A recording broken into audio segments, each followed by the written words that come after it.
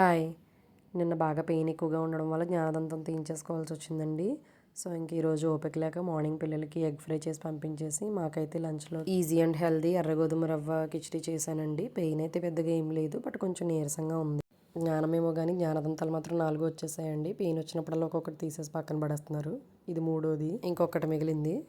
ముందుగా oil heat అయిన తర్వాత పొటాటో క్యూబ్స్ వేసుకుని అవి మెత్తగా ఉడికాక ఆనియన్, పచ్చిమిర్చి, అలాగే టమాటా, కొద్దిగా కరివేపాకు వేసుకొని కొంచెం ఉడకనివ్వాలి. అవి కొద్దిగా వేగిన తర్వాత కొంచెం అల్లం వెల్లిపాయ పేస్ట్ వేసుకుని ఎర్రగోధుమ రవ్వ 1 కప్పు తీసుకుంటే 2 కప్పులకి కొంచెం ఎక్కువ వాటర్ తీసుకుని అవి మరిగిన తర్వాత ఎర్రగోధుమ రవ్వ వేసేసుకోవడమే. సో ఇప్పుడు మీడియం ఫ్లేమ్లో పెట్టుకొని కొద్దిగా నెయ్యి వేసుకోవాలి పైన.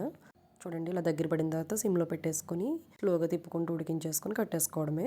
వేడి వేడి కిచిడి ప్లేట్లో పెట్టుకుని తింటుంటే మనసుకు చాలా హాయిగా ఉంటుంది. బట్ నేను చల్లారిన తర్వాత తిన్నాను. అంతేనండి ఈ వీడియో. మరొక వీడియోతో మళ్ళీ కలుద్దాం. వీడియో నచ్చితే లైక్ చేయండి, అలాగే మన ఛానల్ని సబ్స్క్రైబ్ చేసుకోండి. Thank you.